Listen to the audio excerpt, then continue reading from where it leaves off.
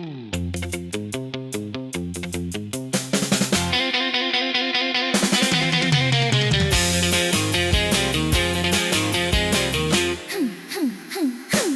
ញុំជាក្រមនច័ន្ទ